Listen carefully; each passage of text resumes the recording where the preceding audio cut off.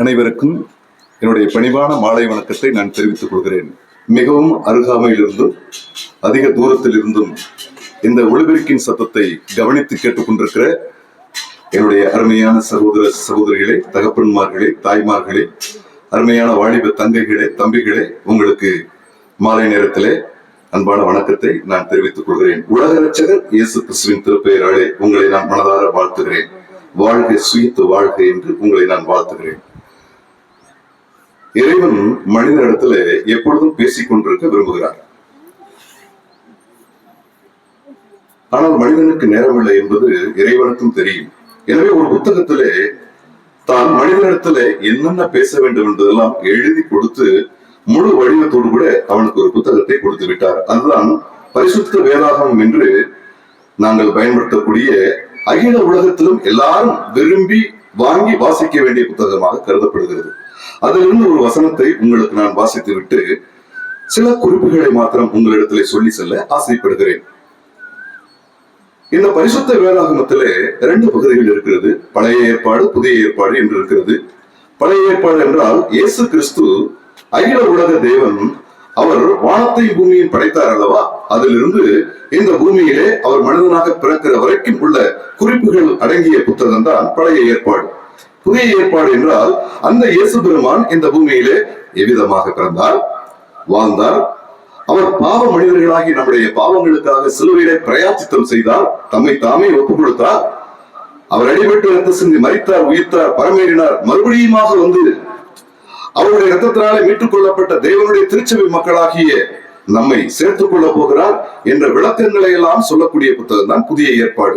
அந்த புதிய ஏற்பாட்டு பகுதியிலே லூக்கா நற்செய்தி நூல் 19வது அதிகாரம் 10வது வசனத்தை உங்களுக்கு நான் வாசித்து காட்டுகிறேன். இழந்து போனதை தேடவும் ரட்சிக்கவுமே மனுஷகுமாரன் வந்திருக்கிறார் என்றார் என்று பார்க்கிறோம். ஆண்டவராகிய இயேசு கிறிஸ்து இந்த பூமியிலே அவர் மனிதனாக வந்தபோது எல்லாரையும் பார்த்து பேசுகிறவராக காணப்படுகிறார். அவரை சந்திக்க வந்த எல்லா மனித குழுக்களிடத்திலும் அவர் பேசுகிறார். தானா வெளியே சென்று சில சகோதரிகளை பார்க்கிறார், பேசுகிறார், சில சிறுவர்களை பார்க்கிறார், பேசுகிறார், சில இன்கம் டாக்ஸ் ஆபீசர் எல்லாம் பார்க்கிறாரு, அவங்கள பார்த்து பேசுறாரு. இப்படி பலதரப்பட்ட ஜனங்களையும் ஆண்டவர் இயேசு சந்தித்து பேசுகிறவராக இருக்கிறார். இங்கே ஒரு கூட்ட மக்களை பார்த்து ஆண்டவர் இப்படி சொல்கிறார், இறந்து போனதை தேடவும் ரட்சிக்கவுமே மனுஷகுமாரன் வந்திருக்கிறார் என்றார் என்று பார்க்கிறோம். அவர் தம்மை குறித்துதான் சொன்னார் என்பதை நீங்கள் புரிந்து கொள்ள வேண்டியது அவசியம். அன்பானவர்களே, ஒரு பெரிய நகரம் இருந்தது. அந்த நகரத்துல ஒரு சாயந்தரம் 4 மணி இருக்கும். அந்த 4 மணி போல ஒரு 10 வாலிபர்கள், சிறுவர்கள் இவர்களெல்லாம் சேர்ந்து கையிலே சில புத்தக பிரதிகளை எடுத்துக்கொண்டு தெருவோரமாக நடந்து போனார்கள். அப்போது பாலன் என்ற ஒரு 12 வயது பையனும் கூட அந்த அண்ணாக்களோடு சேர்ந்து கொண்டு தெருக்களில் சென்றார்கள். அருமையானவர்களை கவனித்து கேளுங்கள். எப்படி இந்த சின்னமாப்பேட்டை சுற்றி இருக்கிற உங்கள் இல்லத்திற்கு எங்களுடைய சகோதரர்கள் கையிலே கைப்பிரதிகளை எடுத்துக்கொண்டு வந்தார்களோ அதை போலவைத்தான் அவர்களோடு கூட ஒரு பாலன் என்ற அந்த 12 சின்ன தம்பியும் வந்து கொண்டிருக்கிறார். அவர் ஒரு சில அண்ணங்களுக்கெல்லாம் அந்த கைப்பிரதியை கொடுத்துட்டாரு. ஒரு வீடு சாத்தியே இருக்கு, உள்புறம் தாளிட்டு இருக்கிறது. அந்த வீட்டை விட்டு இவரால் கடந்து போக முடியல. அந்த 12 வயசு பாலன் அந்த வீட்டுல இருந்து கதவை டொக்கு டொக்குன்னு தட்டுறார். Aunty aunty please open the door அப்படின்னு சொல்லி தட்டுறார். எந்த சத்தமுமே இல்லை. ஆள் இல்லையே அப்படின்னு சொல்லி அந்த கையில கொண்டு வந்து அந்த கைப்பிரதியை போட்டு விட சென்றிருக்கலாம், செல்லல. அவர் மறுபடியுமா தட்டிக்கிட்டே இருக்கிறாரு. Aunty please open the door, open the door என்று.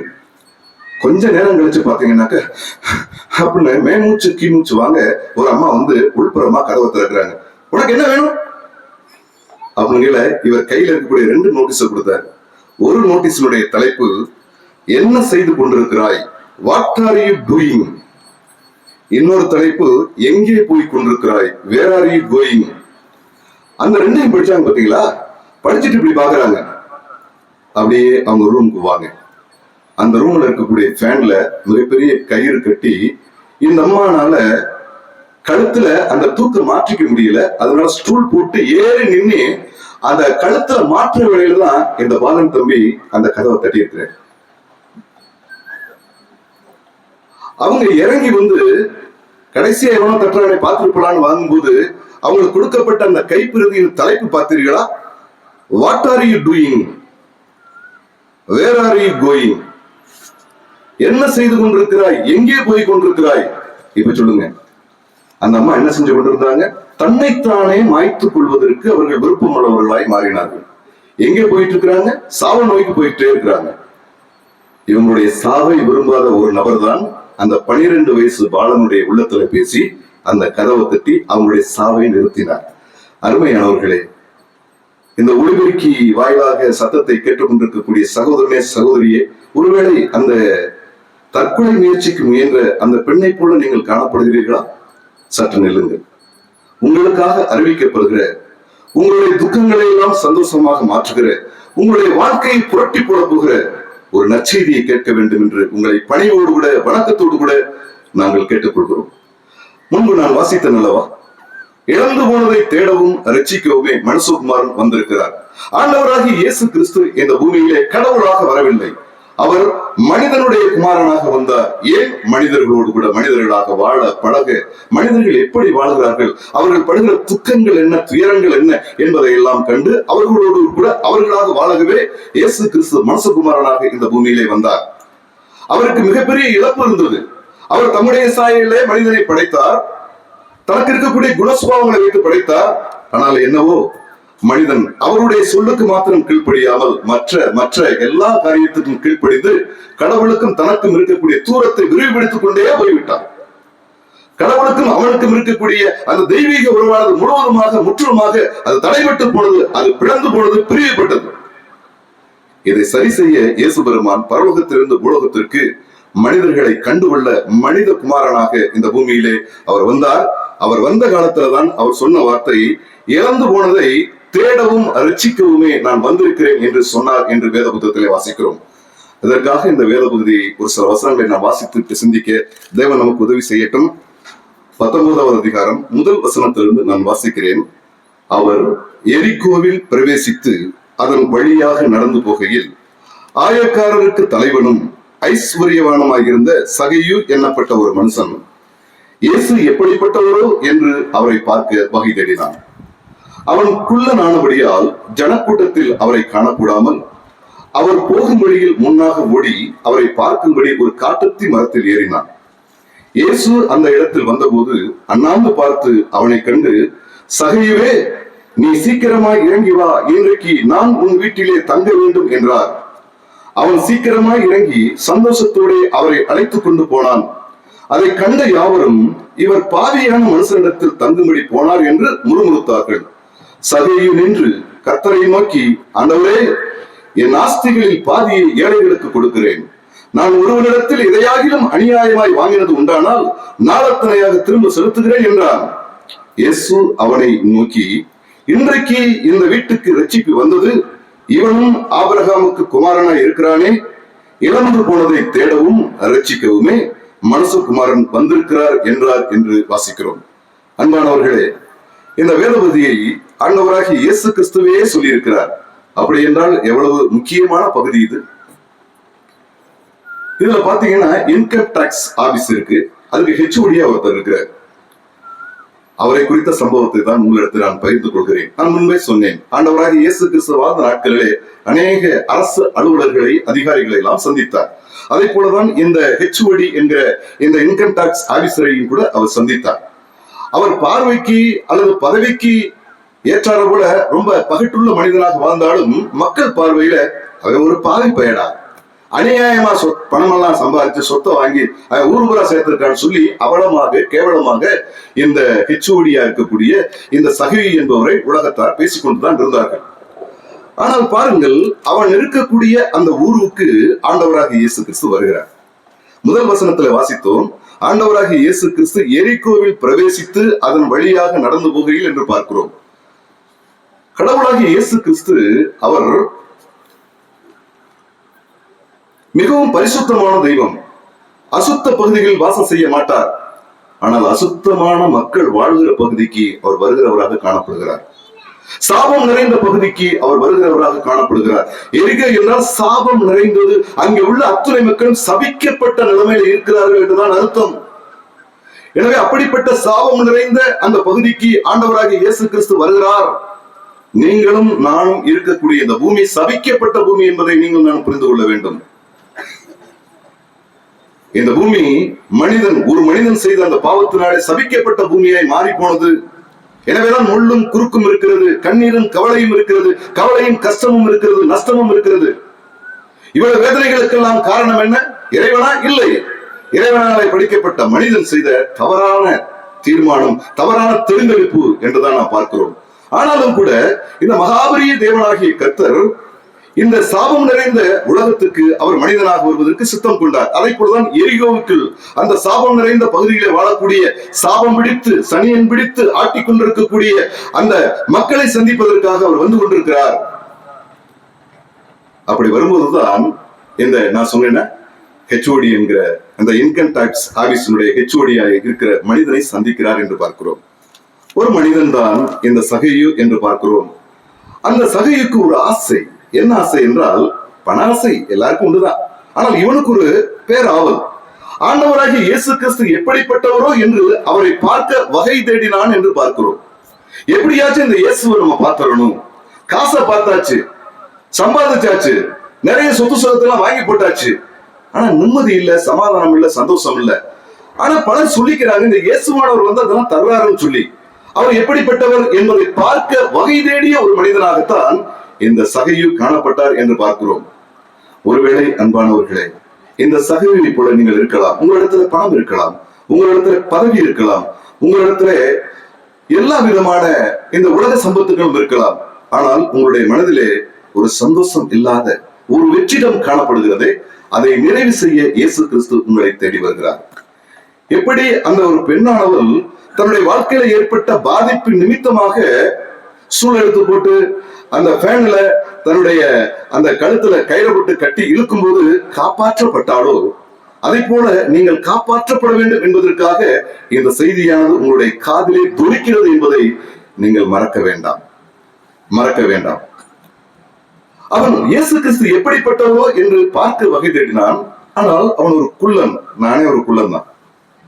இப்படி குள்ளனா இருக்கும்போது இயேசு கிறிஸ்து வரும்போது ஜனசதறி மக்கள் கூட்டமாக அங்கிருந்து ஓடும்போது நான் எப்படி அவரை பார்க்க முடியும் என்று அவன் அச்சம் கொண்டவனாக அவரை பார்த்தே ஆகணும் என்று சொல்லி வழி அருகே இருந்த ஒரு காட்டு அத்தி மரத்துல ஏறி உட்கார்ந்துட்டான்.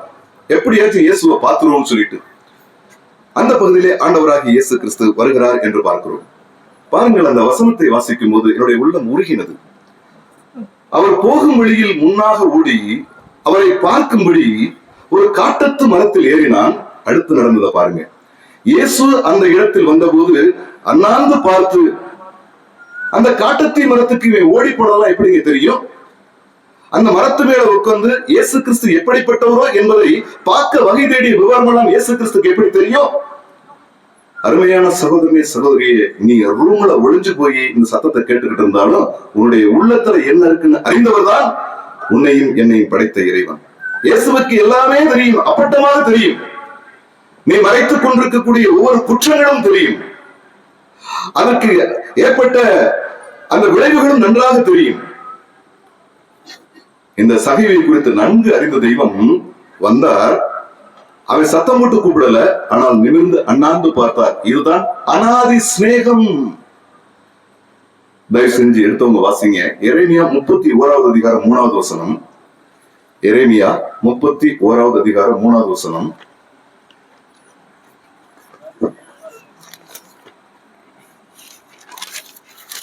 பூர்வ காலம் முதல் கர்த்தர் எனக்கு தரிசனமானார் என்பார்.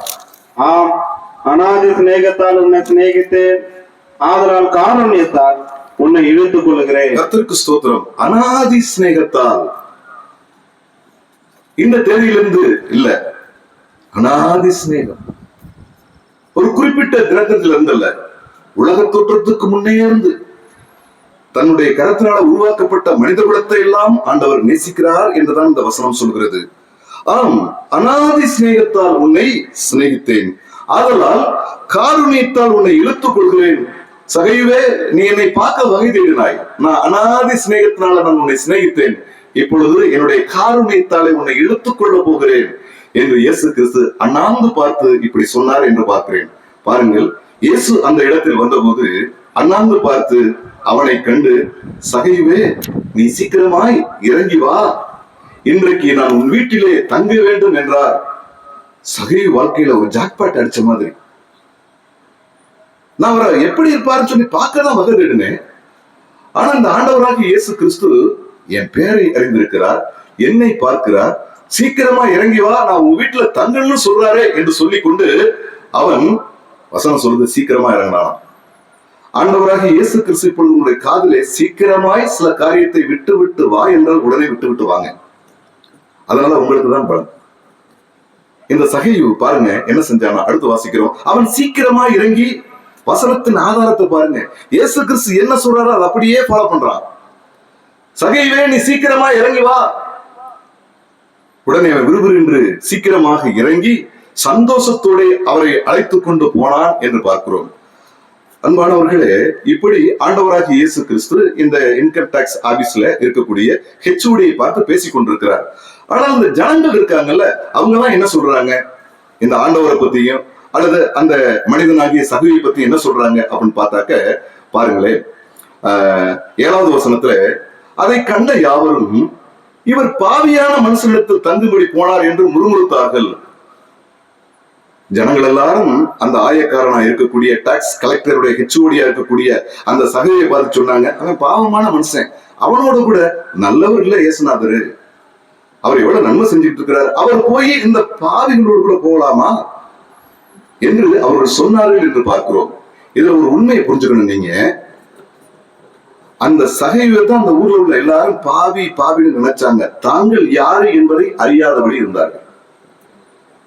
ஆனால் இந்த வேத புத்தகம் சொல்கிறது, எல்லாரும் பாவம் செய்தவர்கள், எல்லாரும் கெட்டு போனவர்கள், எல்லாரும் அசுத்தமானவர்கள், மீறினவர்கள், அக்கிரமக்காரர்கள், அக்கிரம செய்கைக்கு தக்க பலனை பெற்றுக்கொள்ள வேண்டியவர்கள் என்று மனித குலம் முழுவதையும் இந்த வேத புத்தகம் சொல்கிறது. ஆனால் என்ன சொல்றாங்க இந்த ஊர் ஜனங்கள் எல்லாரும், அவன் பாவியான மனுஷன், அவனோட இயேசு கிறிஸ்து போறாரு என்றுதான் சொன்னாங்க. தங்களுடைய பாவத்தை நினைக்கவே இல்லை. ஆனால் பிரியமானவர்களே, அந்த கூட்டத்தில் இருந்த இந்த சகையு இப்பொழுது தான் ஒரு பாவி என்பதை உணர்ந்து கொண்டார். இந்த இயேசுவானவருடைய பார்வை மாத்திரம் மனிதனாகி என் மீது பட்ட மாத்திரத்திலே முதலாவதாக நான் உணர்ந்தது நான் பாவி என்றுதான். ஆமாங்க, பாவமுள்ள மனுஷனுக்கும் பரிசுத்தம் உள்ள இறைவனுக்கும் எந்த சம்பந்தமே இருக்காது. பரிசுத்தம் உள்ள இறைவன் ஒரு பாவியை சந்திக்கிறார் என்றால் முதலாவதாக அவனுக்கு பாவ உணர்வை தருகிறார், தான் ஒரு பாவி என்பதை அறியக்கூடிய அறிவை தருகிறார், அந்த பாவத்திலிருந்து விடுதலை பெறக்கூடிய ஒரு நல்ல வாய்ப்பு என்ன என்பதை சொல்லிக் கொடுக்கிறார், அந்த பாவத்துக்கு பரிகாரம் யார் என்பதை சொல்லிக் கொடுக்கிறார், பரிகாரத்தை முடிக்கிறார், அவனை பரிசுத்தம் உள்ளவனாய் மாற்றுகிறார். எவ்வளவு விஷயங்களை உடனே ஆண்டவராகிய இயேசு கிறிஸ்து இந்த சகையுடைய வாழ்க்கையில செய்தார் என்பதைத்தான் உங்களிடத்தில் நான் சொல்லிக் கொண்டிருக்கிறேன். அன்பானவர்களே, அந்த மக்கள் எல்லாரும் சொன்னார்கள், பாவியான மனுஷனிடத்துல தங்கும்படி போனார் என்று. அப்பொழுது சகையு நின்று எந்த மக்கள் சொன்னாங்களோ, எந்த மக்கள் பார்வையில அவன் பாவியாக இதுவரைக்கும் ஜீவித்தானோ, கொள்ளையடித்து அல்லது நிறைய பணங்களை தவறான வழியிலே சேகரித்துக் கொண்டு சொத்து சுகங்களை எல்லாம் அவன் பெற்றுக்கொண்டு வாழ்ந்தானோ, அந்த ஜனங்கள் மத்தியில இப்ப நின்று சொல்கிறான். ஒரு பக்கம் இயேசுவானவர் இருக்கிறார், ஒரு பக்கம் இவனை பார்த்து வளர்ந்த அந்த ஜனங்கள் இருக்கிறார்கள். அவர்கள் மத்தியில் நின்று கொண்டு இந்த சகையை சொல்கிறான், ஆண்டவரே, என் ஆஸ்திகளில் பாதியை ஏழைகளுக்கு கொடுக்கிறேன். நான் ஒருவரிடத்தில் எதையாகிலும் அநியாயமாய் வாங்கினது உண்டானால் நாளத்துணையை திரும்ப செலுத்துகிறேன் என்றான் என்று பார்க்கிறோம். ஓ அன்பானவர்களே, இந்த ஆண்டவராகிய இயேசு கிறிஸ்துவனுடைய அனாதி சிநேகமானது அவனை இழுத்தது, காருண்யம் அவனை இழுத்துக் கொண்டது. உடனே அவன் தான் பாவி என்பதை உணர்ந்தான். இதுவரைக்கும் தவறான வழியிலே அநியாயமான முறையிலே சம்பாதித்ததை எல்லாம் அது எனக்குரியதாக நான் வைத்துக் கொண்டிருந்தேன் அல்லவா? இல்லை, அதெல்லாம் உரியவர்கள்ட்டே நான் செலுத்தி விடுகிறேன். அநியாயமா நான் வாங்கியிருந்தா 1 ரூபா வாங்க 4 ரூபா கொடுத்து நான் தீர்த்தறேன். இவருடைய பாவத்துக்கு வழிய இந்த இயேசு கிறிஸ்து சொல்லிட்டார் என்று சொல்லிக் கொண்டு அவன் தன்னிலை உணர்ந்தவனாக அவன் மாறி போனான். இன்றைக்கும் ஆண்டவராகிய இயேசு கிறிஸ்து உங்களையே மறந்த நிலைமையில நீங்கள் வாழ்ந்து கொண்டிருக்கிறீர்களா? நீங்கள் செய்யக்கூடிய ஒவ்வொரு காரியமும் அது பாவம் என்பதை அறியாத நிலைமையிலே சிற்றின்ப சேற்றிலே சிக்கிக் கொண்டு தவித்துக் கொண்டிருக்கிறீர்களா? பாவம் எப்பொழுதும் நன்கு இனிக்கும், ஆனால் அதனுடைய முடிவு ரொம்ப கொடுமை. பாவத்துக்கு ஒரு சம்பளம் இருக்கிறது, எல்லா வேலையும் செய்யறது போல. ஆனால் பாவத்தினுடைய சம்பளம் இருக்கு பார்த்தீங்கன்னா, அது ரொம்ப கொடுமையானது. பாவத்துடைய சம்பளம் மரணம் என்று போட்டிருக்கிறது. மரணம் என்றால் இறைவனுக்கும் மனிதனுக்கும் இருக்கக்கூடிய அந்த உறவானது நிச்சயமாக இல்லாமல் போகும். அதுதான் பாவத்தினுடைய சம்பளம் என்று பார்க்கிறோம். இந்த ஆயக்காரனாய் இருக்கக்கூடிய இந்த சகையு நிறைய சம்பளங்களை அவன் சம்பாதித்து வைத்திருந்தான். அதெல்லாம் பாவ தொழிலினால கிடைத்தது என்பது இவனுக்கு தெரிந்து விட்டது.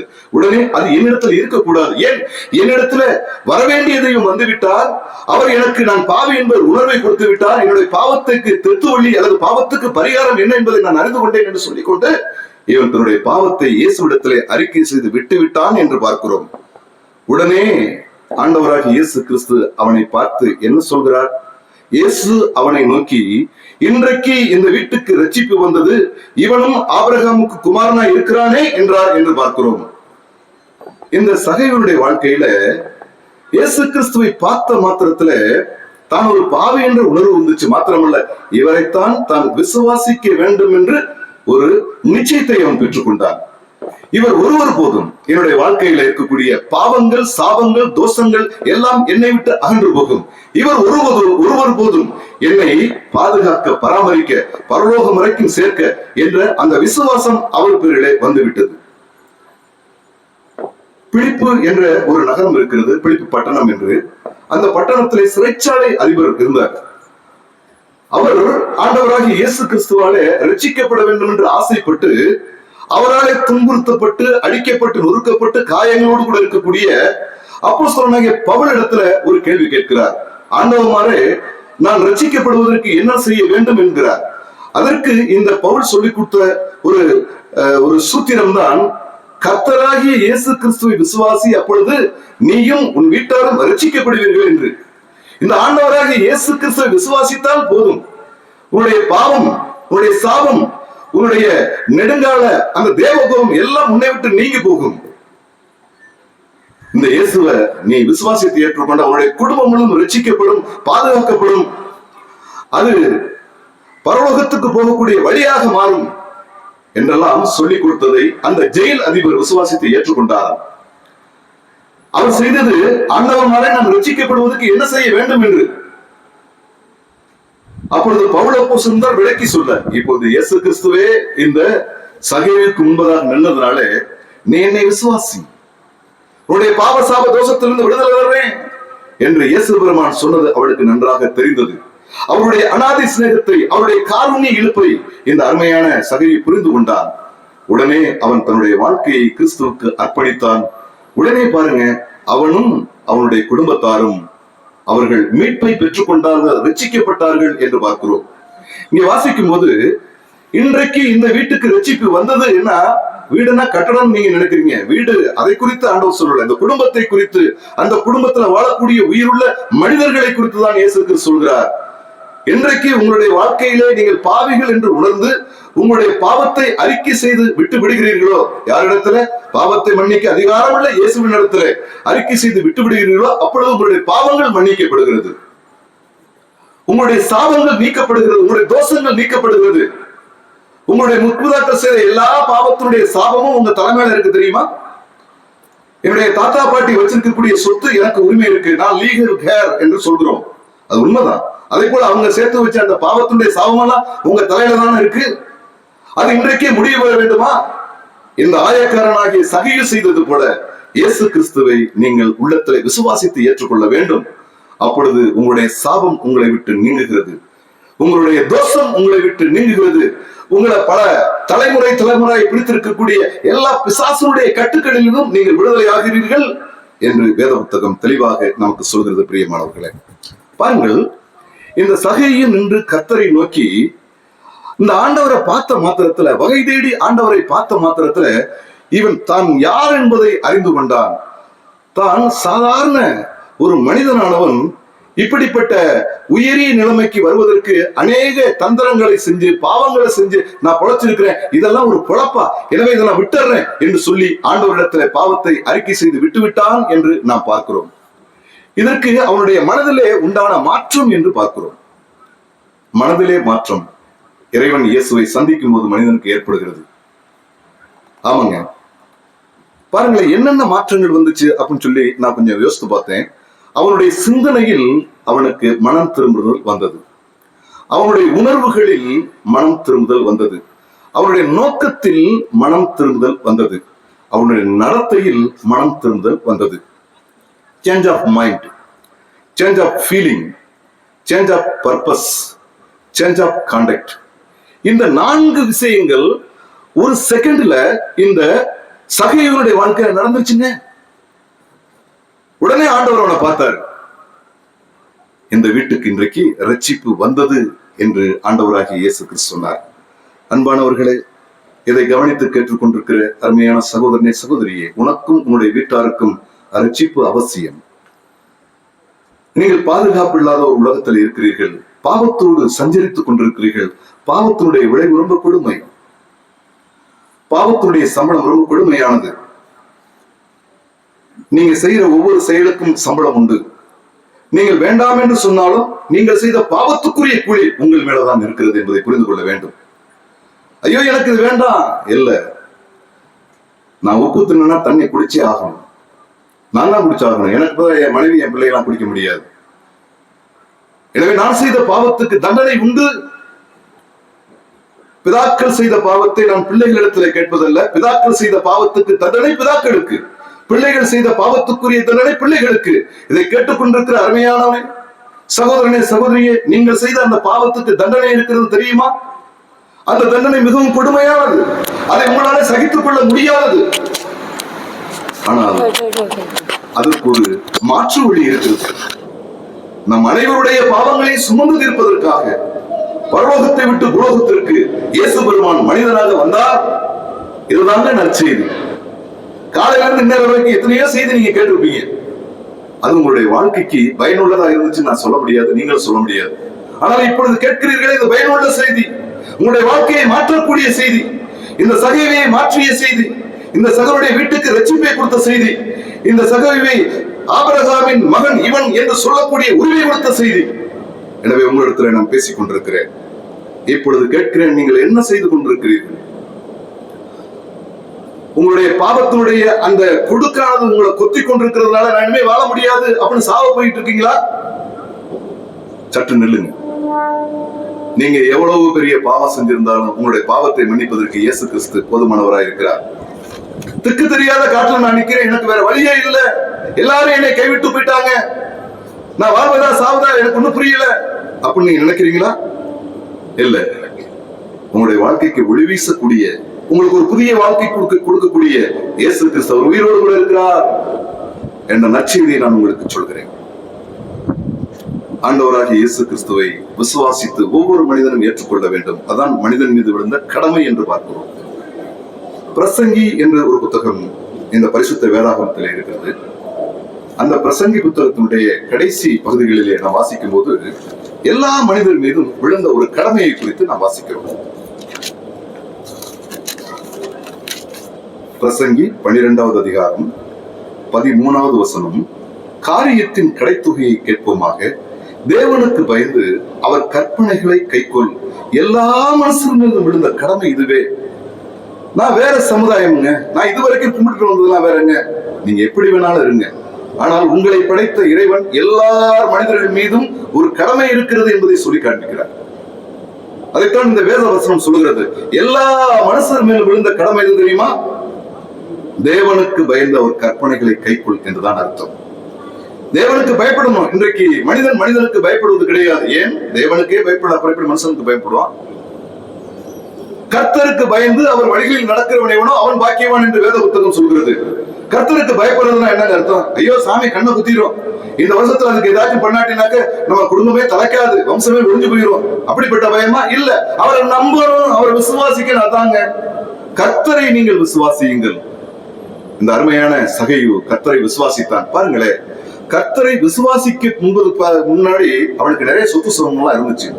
ஆனால் கர்த்தரை அவன் விசுவாசித்த போது அவனுக்கு இருந்த எதுவுமே இல்லை, எல்லாத்தையுமே விட்டு கொடுத்துட்டான். ஆனால் அவனுக்கு அழியாத சொத்தாகி கிறிஸ்து கிடைத்து விட்டார். இதை விட வேற பாக்கி என்னங்க வேணும்? எனவே அன்பானவர்கள், இந்த இயேசுவை, இந்த கர்த்தராகிய இயேசு கிறிஸ்துவை நீங்கள் நாம் ஏற்றுக்கொள்ள வேண்டும். அவரை விசுவாசித்து அவருடைய சமூகத்தில் அவரை நம்பி வந்து அவரிடத்திலே பாவத்தை அறிக்கை செய்ய வேண்டும். ஏங்க, இந்த இயேசு கிறிஸ்து தான் பாவத்தை மன்னிக்க முடியுமா? உலகத்துல பாவத்தை மன்னிக்கிறதுக்கெல்லாம் நிறைய வழிகள் இருக்கிறது என்றெல்லாம் கூட நீங்க சொல்லலாம். உலகத்துல பாவத்தை மன்னிக்கிறதுக்கு எந்த ஒரு மனிதனுக்கும் அதிகாரம் இல்லை. ஏனென்றால் பாவத்தினுடைய கூலிய ஒரு மனுஷனும் அவன் சுமந்து தீர்க்க முடியாது, அது கொடுமையானது. எனவே இறைவனாகிய இயேசு கிறிஸ்து பரலோகத்தை விட்டு உலகத்திற்கு கன்னி மரியினுடைய மகனாக பிறந்தார். மனிதர்களாகிய நம் அனைவருடைய பாவங்களையும் அந்த பாவத்துக்குரிய சாபங்களையும் தோஷங்களையும் அதுக்குள்ள சரிக்கு சரி தண்டனையும் தாமே சுமந்து கொண்டார். அதனாலதான் அவருடைய முகத்தை பார்த்து மனுஷன் சொல்றதுக்கு முடியாத அளவுக்கு போனது. துருவி விசாரணை நடைபெறுகிறது. பொந்திய பிலாத்து அவர் அழைச்சிட்டு வந்து நிப்பாட்டி இப்படி பாக்குறாரு. யாருமே மனுஷனா பார்க்கல. இயேசு கிறிஸ்து மனுஷனா தெரியல. ஒரு மனித பிண்டமா அடிக்கப்பட்டு நொறுக்கப்பட்டு தலையில முள்முடி சூடி அப்படியே ரத்த சடதில அப்படி நின்றுட்டு இருக்கிறாரு. உடனே இந்த பிலாத்து சொல்றாரு, இதோ மனிதன்கிறார். நான் உள்ள கூட்டி போன பாத்தீங்களா, அவர் இவர்தான். பாருங்க எந்த அளவுக்கு கேவலமான முறையிலே அவலமான முறையிலே ஆண்டவராகி இயேசு கிறிஸ்து அடிக்கப்பட்டு சிறுமைப்படுத்தப்பட்டு கேவலப்படுத்தப்பட்டு அவமானப்படுத்தப்பட்ட நிலைமையில் இருக்கிறாரே. அதுக்கு காரணம் என்ன தெரியுமா?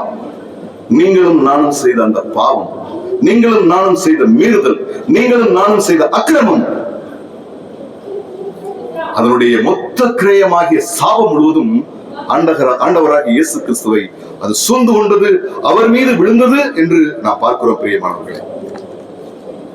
எனவே இந்த ஆண்டவராகிய இயேசு கிறிஸ்து அவர் இந்த பூமிக்கு வந்தது இழந்து போனதை தேடவும் ரட்சிக்கவுமே வந்தார். அதை செய்யணும்னாக்க அவர் முக்கியமான பணி செய்யணும். இரட்சக பணியை செய்ய வேண்டும். இரட்சகர் என்றால் என்ன? உங்களை காப்பாற்றணும்னாக்க என் உயிரை நான் கொடுக்கணும். இதுதாங்க இரட்சகருடைய வேலை, மீட்பருடைய வேலை. பெரிய ஒரு வட்டக்கிணறு இருக்கு, அதுக்குள்ள நான் விழுந்து கிடக்குறேன். இங்க இருக்கிற கூட்டத்தில் உள்ள எல்லாரும் வர்றீங்க. எல்லாரும் வந்து ஐயோ பிரதர் இந்த கிணத்துக்குள்ள நிற்கிறார், விழுந்துட்டாரு பிரதர், அந்த வேறு தூங்குது, அதை கையை பிடிச்சு ஏறுங்க பிரதர் நீங்க அப்படியே நில்லுங்க பிரதர், இப்படிதான் பிரதர் நீச்சல் அடிக்கணும் அப்படின்னு நீங்க பல காரணங்கள் எனக்கு சொல்லி கொடுத்தாலும் எனக்கு எந்த விதமான உதவியும் கிடைக்கல. No use. அப்ப பாருங்க ஒரு மனுஷன் வர்றாரு, என்ன பாக்குறீங்க தள்ளுங்க அப்படின்னு சக்குன்னு குதிச்சு என்னை தூக்கிட்டு எப்படியோ மேல ஏறி கொண்டு வந்தாருன்னு வச்சுக்கீங்களேன். அவர் தான் என்னை காப்பாற்றினவர், அவர் தான் என்னுடைய மீட்பர், அவர் தான் என்னுடைய இரட்சகர். இப்படித்தான் உலகத்தில் இருக்கக்கூடிய எல்லாரும் பாவத்திலிருந்து விடுதலை பெற இயலாத நிலைமையில இருக்கும்போது பாவத்துக்கு விடுதலை கொடுக்க இயேசு பெருமான் வந்தார். அவர் ஒருத்தர் தான் பாவத்துக்குரிய சரிக்கு சரியான தண்டனையை தாமே ஏற்றுக்கொண்டதுனாலே அந்த பாவத்திலிருந்து விடுவிக்க அவருக்கு மட்டும்தான் வல்லமை உண்டு, பாவத்தை மன்னிக்க அவருக்கு மட்டும்தான் வல்லமை உண்டு. எனவேதான் இயேசு கிறிஸ்து பாவத்தை மன்னிக்கிறவராய் இருக்கிறார் என்று உங்களுக்கு நாங்கள் அறிவித்துக் கொண்டே இருக்கிறோம். அன்பானவர்களே, இயேசு கிறிஸ்து மீது அந்த பாவமும் சாபமும் சுமத்தப்பட்ட போது இயேசு கிறிஸ்து மனித பார்வைக்கு மனிதனாகவே தோன்றல, தெரியல. மனுஷனை பார்க்கிலும் அவருடைய முக பார்வையும் மனு புத்திரரை பார்க்கிலும் அவருடைய ரூபமும் இவ்வளவு அந்த கேடு அடைந்தபடியினாலே அவரை கண்டு அநேகர் பிரமிப்படைந்தார்கள் என்று பார்க்கிறோம். பிரமிப்புனா எப்படி? ஆச்சரியத்தோடு அல்ல, இவ்வளவு கேவலமா, இது ஒரு மனிதனா, இது என்ன மூஞ்சியா என்று சொல்லும் நிலைமைக்கு இயேசு கிறிஸ்து ஆளானார் என்று நாம் பார்க்கிறோம். மாத்திரமல்ல, ஆண்டவராகிய இயேசு கிறிஸ்துவை பற்றி வாசிக்கும் போது அவருக்கு அழகும் இல்லை, சௌந்தரியமும் இல்லை. அவரை பார்க்கும் போது நாம் அவரை விரும்பத்தக்க ரூபம் அவருக்கு இல்லாது இருந்தது. அவர் அசட்டை பண்ணப்பட்டவராய், மனுஷரால் புறக்கணிக்கப்பட்டவராய், துக்கம் நிறைந்தவராய், பாடுகள் அனுபவித்தவருமாய் இருந்தார். அவரை விட்டு நம்முடைய முகங்களை மறைத்துக் கொண்டோம். அவர் அசட்டை பண்ணப்பட்டிருந்தார், அவரை எண்ணாமல் போனோம் என்று பார்க்கிறோம். ஏன்? சர்வ வல்லமை படைத்த ஆண்டவராகிய இயேசு கிறிஸ்து இந்த பூமியிலே இப்படிப்பட்ட நிலைமைக்கு வர காரணம் என்ன? நீங்கள் நான் தான் காரணம். உங்களுடைய பாவம், அக்கிரமம், மீறுதல் தான் காரணம். இயேசு கிறிஸ்து இந்த ஈனமான முறைக்கு, கேவலமான முறைமைக்கு போவதற்கு காரணம் என்ன? அதுக்கு காரணம் நீங்கள் நான் தான்.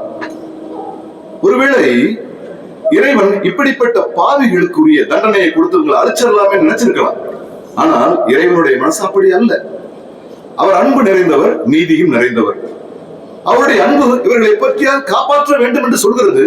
ஆனால் நீதி இவர்களுக்குரிய தண்டனை கொடுக்க வேண்டும் என்று சொல்கிறது.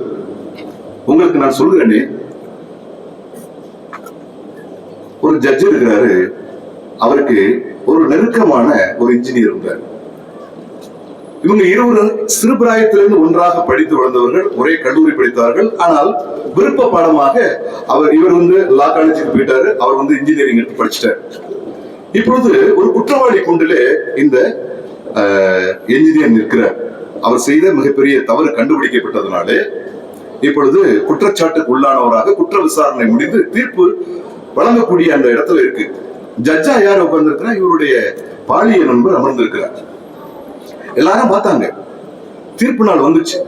அப்ப தீர்ப்பு நாள் அன்றைக்கு இந்த ஜட்ஜு எப்படியும் தன்னுடைய நண்பனை ஏதாச்சும் ஒரு சட்ட நுணுக்கங்களை சொல்லி அவர் விடுவிச்சிருவாரு அப்படின்னு சொல்லி நினைச்சாங்க. இல்லை, ஜட்ஜ் அவர் நீதிபதி, நியாயமாக நீதி வழங்க வேண்டிய அந்த ஸ்தானத்தில் இருந்ததுனால அவர் இபிகோ இத்தனாவது செக்ஷன் படி இவர் செய்த குற்றத்துக்கு மிகப்பெரிய தொகையை அவர் கட்டியாக வேண்டும் என்று ஃபைன் போட்டார். அந்த நகரத்தில் இருக்கக்கூடிய எல்லாரும் ஆச்சரியப்பட்டாங்க. எப்படி அவங்க 2 பேரும் பாலிய நண்பர்கள், இவர் எப்படி இவருக்கு மிகப்பெரிய தண்டனை தொகையை இவர் கொடுக்க முடியும்? இவனால கூட கட்டியே தீர்க்க முடியாத அளவுக்கு மிகப்பெரிய அளவு பணத்தை இவர் கட்டணும்னு சொல்லி ஆர்டர் போட்டாரு. அப்ப அவர் கொடுத்த அந்த ஜட்ஜு அது நீதியான ஜட்ஜு, அது நீதியான அந்த மாதிரி தீர்ப்பு தான் அவர் வழங்கி இருக்கிறார் என்று சொன்னார்களா? இப்ப சொல்லுங்க, அந்த ஜட்ஜு ரொம்ப நீதி உள்ளவர் தான், ஆனால் அன்பு எங்கே போச்சு? அந்த ஜட்ஜ் என்ன தெரியுமா செய்தார்? அந்த தீர்ப்பு வழங்கி விட்டு கீழே இறங்கி வந்தார். அந்த கோட்டார் இடத்துல அந்த குற்றவாளி கட்ட வேண்டிய தொகை எவ்வளவு? குறிப்பிட்ட தொகையை ஜட்ஜ் இப்பதானே நீங்க வாசித்தீங்க, அந்த தொகையை சொன்னாங்க. இவர் தன்னுடைய சொத்துக்களை எல்லாம் அடமானம் வைத்து தன்னுடைய நண்பனுக்கு கொடுக்க வேண்டிய ஈடாக இவர்தாமே அந்த பணத்தை கொடுத்து அவனை மீட்டார் என்று பார்க்கிறோம். ஒரு சம்பவம் நான் படிச்சேன். இந்த சம்பவம் அந்த ஜட்ஜ் நீதியாக தான் அந்த தீர்ப்பை வழங்கினார். ஆனால் அன்புள்ளவர் என்பதை வெளிப்படுத்தினாரே. உலகத்திலே ஒரு ஜட்ஜுக்கு இப்படிப்பட்ட உள்ளம் இருக்குமே, ஆனால் பரலோக தேவன் மனிதர்களாகி நம் மீது எவ்வளவு அன்பு வைத்திருக்கிறார். அவர் அன்பு நிறைந்தவர், ஆனால் நீதி நிறைந்தவர். நீதியின்படி பாவத்துக்குரிய சம்பளமாகிய கூலியை உங்களுக்கு எனக்கு கொடுக்கணும், அது நிச்சயம். ஆனால் அன்பின்படி அந்த பாவத்துக்குரிய தண்டனையை உங்கள் மீதும் என் மீதும் கொடுக்காதபடி தாமே சுமந்து கொள்வதற்காக இயேசு பெருமான் இந்த பூமியிலே அவர் மனிதனாக வந்தார் என்று வேத புத்தகத்திலே வாசிக்கிறோம். பிரியமானவர்களே, தாவீது ராஜா இதை உணர்ந்தவராக தான் எழுதிய சங்கீதங்களிலே இப்படிப்பட்ட வாக்கியத்தை அவர் அமைத்து கவிபாடி இருக்கிறார். 103வது சங்கீதத்திலே அவர் நம்முடைய பாவங்களுக்கு தக்கதாக நமக்கு செய்யாமலும் நம்முடைய அக்கிரமங்களுக்கு தக்கதாக நமக்கு சரி கட்டாமலும் இருக்கிறார். பூமிக்கு வானம் எவ்வளவு உயரமாயிருக்கிறதோ அவருக்கு பயப்படுகிறவர்கள் மேல் அவருடைய கிருபையும் அவ்வளவு பெரிதாய் இருக்கிறது. மேற்குக்கும் கிழக்குக்கும் எவ்வளவு தூரமோ அவ்வளவு தூரமாய் அவர் நம்முடைய பாவங்களை நம்மை விட்டு விலக்கினார் என்று பார்க்கிறோம். நம்மை விட்டு நம்முடைய பாவங்களும் சாபங்களும் தோசைகளும் நாம் செய்த அந்த பாவத்துடைய தண்டனைகள் நீங்கி போச்சான். அப்ப தேவன் அன்புள்ளவர், ஆனா நீதி இங்கே போச்சு. இந்த விலகின எல்லா பாவத்தினுடைய சாபமும் இயேசு கிறிஸ்து மீது விழுந்தது என்பதை நீங்கள் நான் புரிந்து கொள்ள வேண்டும். ஆம் பிரியமானவர்களே, அதைத்தான் முன்பு நான் வாசித்த அந்த ஏசாயா 53வது அதிகாரத்துல இப்படி அந்த வசனத்தை நம்ம வாசிக்க முடியும். அவர் நெருக்கப்பட்டும் ஒடுக்கப்பட்டும் இருந்தார், ஆனாலும் தம்முடைய வாயை அவர் திறக்கவில்லை. அடிக்கப்படும்படி கொண்டு போகப்படுகிற ஒரு ஆட்டுக்குட்டியை போலவும் தன்னை மயிர் கத்திருக்கிறவனுக்கு முன்பாக சத்தமிடாதிருக்கிற ஒரு ஆட்டை போலவும் அவர் தம்முடைய வாயை திறவாதிருந்தார் என்று பார்க்கிறோம். அதன் மேலுள்ள வசனம், நாம் எல்லாரும் ஆடுகளைப் போல வழிதப்பி திரிந்து அவனவன் தன் வழியிலே போனோம், கர்த்தரோ நாம் எல்லாருடைய அக்கிரமங்களையும் அவர் மேல் விழப்பண்ணினார் என்று பார்க்கிறோம். அப்படின்னா என்ன அர்த்தம்? நம்முடைய எல்லாருடைய பாவத்தையும் சாபத்தையும் தோஷத்தையும் பாவத்தினுடைய தண்டனையும் முழுவதுமாக இயேசு மீது சுமத்தப்பட்டது என்று பார்க்கிறோம். பாவம் அறியாதவர் நமக்காக பாவமானார். அவர் வாயில் வஞ்சனை கூட இருந்ததில்லை என்று பார்க்கிறோம். அப்படிப்பட்ட தெய்வம் மனிதனுடைய பார்வைக்கு, இறைவனுடைய பார்வைக்கு ஒரு பாவியாக தோன்றினார். காரணம் என்னங்க? நமக்கு பதிலாக, எனக்கு பதிலாக இயேசு பெருமான் அங்கு நின்றார் என்று பார்க்கிறோம். ஆம் பிரியமானவர்கள், அதனால்தான் இயேசு கிறிஸ்து சிலுவையிலே அவர் தொங்கிக் கொண்டிருக்கும் போது, என் தேவனே என் தேவனே ஏன் என்னை கைவிட்டீர் என்று கதறி சொல்லும் நிலைமையிலே அவர் ஆனார். பிதாவுக்கும் அவருக்கும் இருக்கக்கூடிய பிணைப்பு, இணைப்பு ஒருபோதும் அது விடுபடாது. ஆனால் வேத புத்தகத்திலே வாசிக்கிறோம், இடுக்கணிலும் நியாயத்திற்குள் இருந்து அவர் எடுக்கப்பட்டார், அவருடைய வம்சத்தை யாரால் சொல்ல முடியும், ஜீவன் உள்ளவருடைய தேசத்திலிருந்து அவர் அறுப்புண்டு போனார் என்று பார்க்கிறோம். ஜீவன் உள்ள தேசத்திலிருந்து அவர் அறுப்புண்டு போனாராம். ஜீவன் உள்ளோர் நகரத்தினுடைய ஜீவாதிபதி இயேசு கிறிஸ்துவனுடைய ஜீவன் அறுப்புண்டு போனது காரணம், நீங்களும் நானும் நித்திய ஜீவனை பெற்றுக்கொள்ள வேண்டும் என்ற ஒரே காரணத்திற்காக இயேசு பெருமான் இவ்விதமாக பாவங்களையும் சாபங்களையும் அதற்குரிய தண்டனைகளையும் ஏற்றுக்கொண்டு சிலுவையிலே அவர் அடிபட்டு நொறுக்கப்பட்டவராக அவர் தொங்கினார் என்று பார்க்கிறோம். அன்பானவர்களே, இந்த ஆயக்காரனாக இருந்த, எல்லார் மத்தியிலும் பாவியா இருந்த இந்த மனிதனும் அவருடைய குடும்பத்தாரும் இயேசுவால் மீட்பை பெற்றுக் கொண்டார்கள். நீங்களும் மீட்பை பெற்றுக்கொள்ள வேண்டும் என்று நாங்கள் விரும்பி சொல்கிறோம். அந்த 12 வயது பாலன் தடுத்து அதை காப்பாற்றினாரே. பின்னொரு நாளிலே அந்த தாயார் அவர் அழைக்கப்பட்ட சர்ச்சில் சொன்னாங்களாம், ஒருவேளை அந்த 12 வயசு பாலன் மாத்திரம் வந்து என் கதவை தட்டிக்கிட்டே இல்லாம இருந்தாருன்னா நான் செஞ்ச என்னுடைய விருப்ப மரணத்துக்கு நான் போய் செத்து நரகத்துக்கு போயிருப்பேன். இப்ப நான் வாழ்ந்து கொண்டிருக்கிறேன், செத்தால நான் மோட்சத்துக்கு போவேன். அந்த பாலன் கொடுத்த 2 கைப்பிரதிகள் என்னை காப்பாற்றியதுன்னு சொன்னாங்களாம். அன்பானவர்களே, நாங்கள் கொடுத்த கைப்பிரதியை வாசியுங்கள். அதனுடைய சாரம்சத்தை குறித்து தான் உங்களிடத்தில் நாங்கள் பேசிக் கொண்டிருக்கிறோம். இந்த திருச்சபைக்கு வாருங்கள். இங்கே உங்களை இறைவனண்டை வழிநடத்தக்கூடிய தலைவர்கள் இருக்கிறார்கள், பொறுப்பாளர்கள் இருக்கிறார்கள். உங்கள் மீது அக்கறையும் அன்பு நிறைந்தவர்கள் தான் இவர்கள். இவர்களிடத்திலே வாருங்கள். இவர்கள் உங்களை சரியாக இந்த இறைவனை பற்றியுள்ள காரியங்களை சொல்லிக் கொடுப்பதற்கு 24 மணி நேரமும் காத்திருக்கிறார்கள். ஏனென்றால் ஆண்டவர் உங்களை அதிகமாக நேசிக்கிறார். எப்படி ஒரு சபிக்கப்பட்ட பூமியிலே வாழ்ந்த இந்த சகேயு என்ற ஒரு மனிதனை கண்டு அவனுக்கும் அவனுடைய குடும்பத்தாருக்கு மீட்பு கொடுக்க விருப்பமுள்ளவராய் அந்த நகரத்துக்கு ஆண்டவராகிய இயேசு கிறிஸ்து சென்றாரோ, இந்த சின்னமாப்பேட்டைக்கும் இயேசு கிறிஸ்து வந்திருக்கிறார். இதை கேட்டுக்கொண்டிருக்கிற உங்களுடைய இல்லங்கள் தோறும் இயேசு கிறிஸ்து இப்பொழுது வந்து கொண்டிருக்கிறார். எதற்காக தெரியுமா? உங்களுடைய பாவத்திலிருந்து, சாபத்திலிருந்து, தோஷத்திலிருந்து உங்களை விடுவிக்க வேண்டும் என்ற ஒரே நோக்கத்திற்காக. சரிங்க அண்ணே, நான் என்ன செய்யணும்னு கேக்குறீங்களா? நீங்க செய்ய வேண்டியதை மட்டும் நான் சொல்லித்தாரேன், தயவு செஞ்சு கேளுங்க. நான் சொன்ன காரியத்தை எல்லாம் அப்படியே நினைங்க. நான் ஒரு பாவி என்பதை ஒற்றுக்கொள்ளுங்கள். என்னுடைய பாவத்துக்கு தண்டனை இருக்கிறது. ஆனால் அந்த தண்டனை என்னால சகிக்க முடியாது, தாங்க முடியாது என்பதற்காக பரலோகத்தில் இருக்கக்கூடிய கடவுளாகிய இயேசுவாகிய நீர் இந்த உலகத்தில் என்னை போல மனிதனாக கன்னி மரியின் மகனாக பிறந்தீர். என்னுடைய பாவத்தையும் சாபத்தையும் தோஷத்தையும் சுமந்து கொண்டு சிலுவையிலே அடிபட்டு நொறுக்கப்பட்டு ரத்தத்தை சிந்தி செத்து போனீங்க.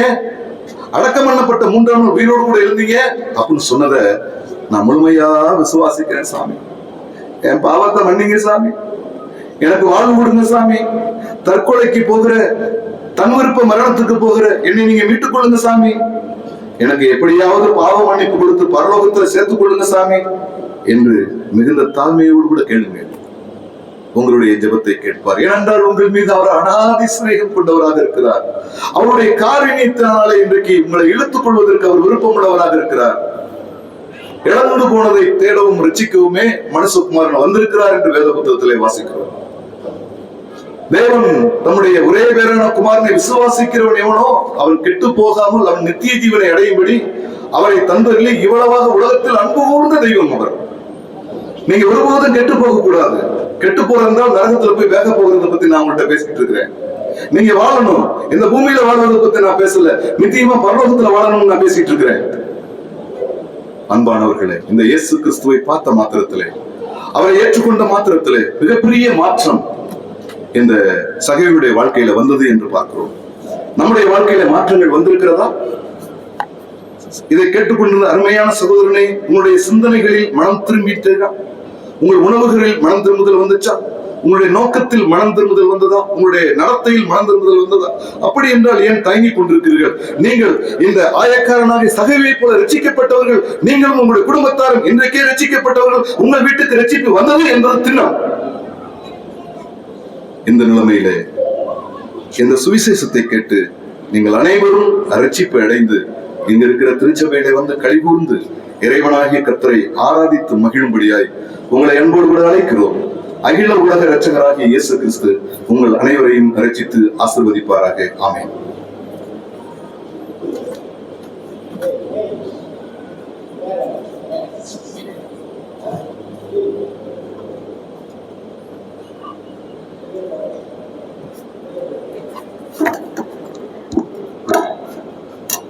இயேசு அழைக்கிறார், இயேசு அழைக்கிறார்,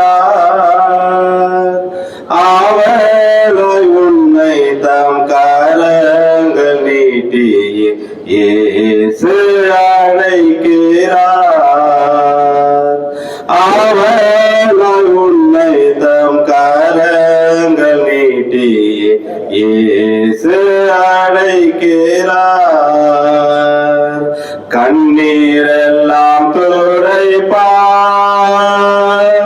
கண்மணி போல் காப்பார். கண்ணீரெல்லாம் துடைப்பார், கண்மணி போல் காப்பார். கார்மேகம் போன்ற கஷ்டங்கள் வந்தாலும் கருத்தோடு உன்னை காத்திடுவார். கார்மேகம் போன்ற கஷ்டங்கள் வந்தாலும் கருத்தோடு உன்னை காத்திடுவார். இயேசு அழைக்கிறார், இயேசு அழைக்கிறார். ஆவலாய் உன்னை தம் கரங்கள் நீட்டி இயேசு அழைக்கிறார். ஆவலாய் உன்னை தம் கரங்கள் நீட்டி இயேசு அழைக்கிறார். பிரியமான சகோதர சகோதரிகள் யாவருக்கும் மறுபடியுமாக நாங்கள் சின்னப்பட்டை கிறிஸ்தவ சபையாருக்கு நாங்கள் உங்களுக்கு நன்றிகளை தெரிவித்துக் கொள்கிறோம். இவ்வளவு நேரம் இந்த ஜீவனுள்ள வார்த்தைகளை விசேஷித்த விதமாக கர்த்தராகிய இயேசு கிறிஸ்து சகேயை அழைத்தது போல உங்களையும் இந்த நாளிலே தானே பேர் சொல்லி அழைக்கிறார். மகனே மகளே என்று அழைக்கிறார், சகோதரனே சகோதரி என்று அழைக்கிறார். அவருடைய ரட்சிப்பை பெற்றுக் கொள்ளும்படியாக, அவருடைய மீட்பை பெற்றுக் கொள்ளும்படியாக நாங்கள் பெற்றுக்கொண்ட இந்த பரலோகத்தின் பாக்கியத்தை அருமையான ஜனங்களா இருக்கிற நீங்களும் பெற்றுக்கொள்ள வேண்டும் என்பது பிதாவாகிய தேவனுடைய விருப்பமாக இருக்கிறபடினாலே அந்த நாளிலே தானே சகேயை அழைத்தது போல இந்த நாளிலும் உங்களை பெயர் சொல்லி அழைக்கிறார். அருமையானவர்களே, எங்களை கேட்டுக்கொண்டிருந்தவர்களே, இவ்வளவு நேரம் இந்த ஜீவனுள்ள வார்த்தைகளை கேட்ட அருமையான சகோதரனே சகோதரியே, இயேசு உங்களை அன்போடு அழைக்கிறார், இயேசு உங்களை நேசிக்கிறார். இவ்வளவு நேரம் நீங்கள் பொறுமையாக இருந்து இந்த வேத வாக்கியங்களை கேட்டதற்காக உங்களுக்கு நன்றிகளை செலுத்துகிறோம். இங்கே நீங்கள் ஒருவேளை வருவீர்கள் என்று சொன்னால், இல்லை இந்த கர்த்தராகிய இயேசு கிறிஸ்துவை குறித்து நீங்கள் இன்னும் கேட்பீர்கள் என்று சொன்னால் உங்களுக்கு சொல்ல நாங்கள் கடமைப்பட்டவர்களாக இருக்கிறோம். இந்த கூட்டத்திற்கு முடிவாக பாண்டிச்சேரியிலிருந்து வந்திருக்கூடிய நம்முடைய சகோதரன் பாலகிருஷ்ணன் அவர்கள் ஜெபம் செய்து இந்த கூட்டத்தை நிறைவு செய்வார்.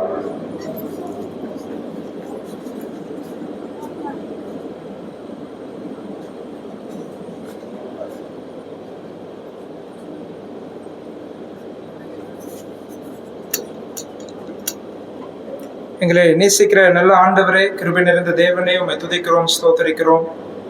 ஆம் கர்த்தாவே, அநாதி சிநேகத்தினால் எங்களை நேசித்தவர், உம்முடைய காருண்யத்தினால் எங்களை உம் பக்கமாய் அணைத்து கொண்டவர். உம்மை போல இந்த பூமியில எங்களை நேசிக்க யார் உண்டு சுவாமி? ஆண்டவரே, உம்முடைய நேசத்தை மீண்டும் எங்களுக்கு இந்த மாலை நேரத்தில் உணர்த்தினீரே, அதற்காக நாங்கள் நன்றி செலுத்துகிறோம். ஆண்டவரே, மக்களால் புறக்கணிக்கப்பட்டு பாவி என்று கருதப்பட்டு இவன் அநேக ஆஸ்திகளை சேர்த்து கொண்டு மக்களை ஏமாற்றுகிறவன், ஒரு ரோம சாம்ராஜ்யத்திற்கு வேலை செய்கிறவன், இவனை பார்த்து ஒதுக்கினவர்கள் அநேகர். அப்படிப்பட்ட சகேவினுடைய வாழ்க்கையை நீர் நேசித்தீர் என்பதை மீண்டும் எங்களுக்கு ஞாபகப்படுத்தினீர், அதற்காக நன்றி செலுத்துகிறோம்.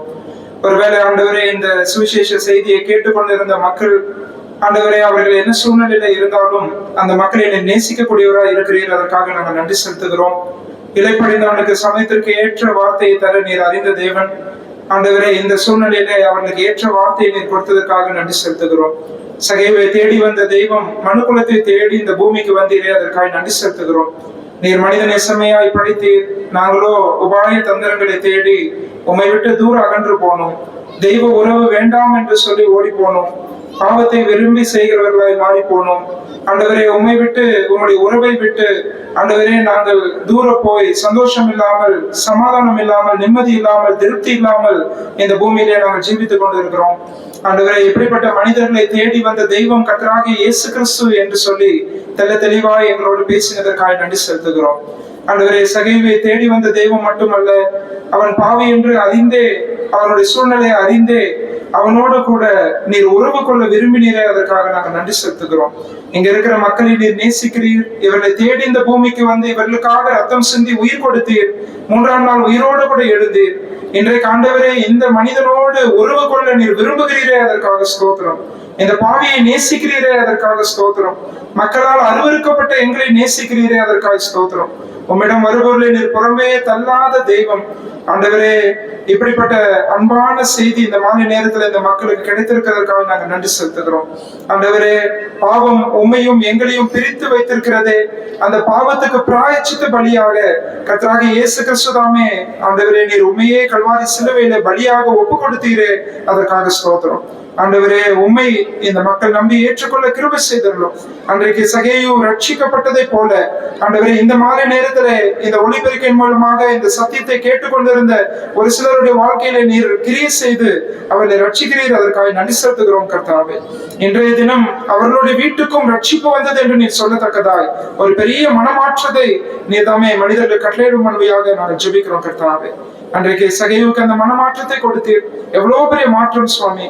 ஆண்டவரே, அவனுடைய ஆஸ்திகளை எல்லாவற்றையும் நான் கொடுத்து விடுகிறேன், அநியாயமாய் வாங்கினால் அதை நாளத்தினாய் திரும்பி கொடுத்து விடுகிறேன் என்று சொன்னான்.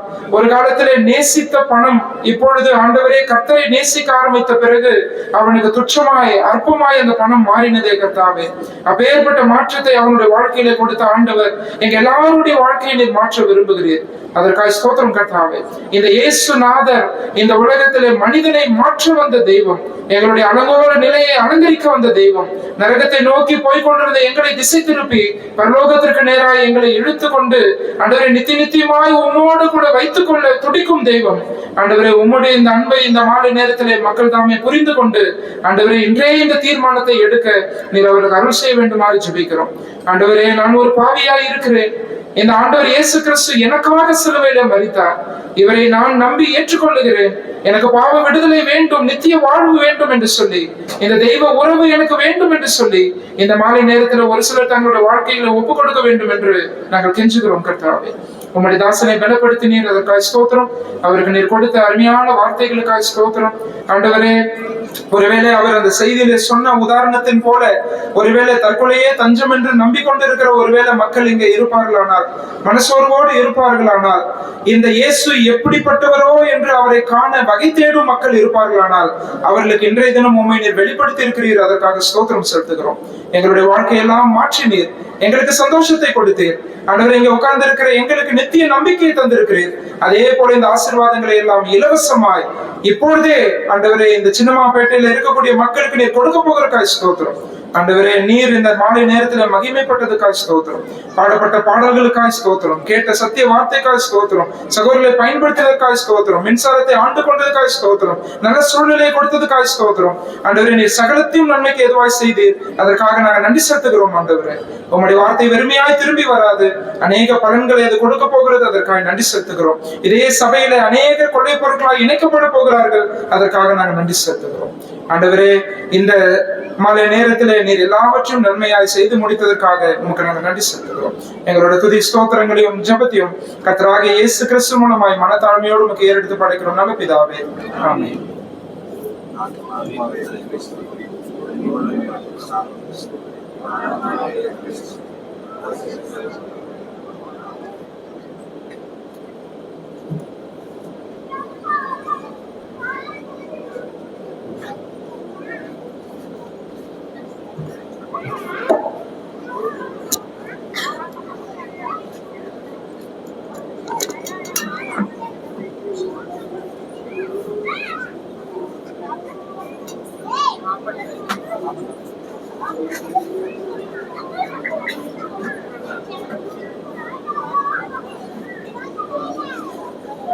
Não,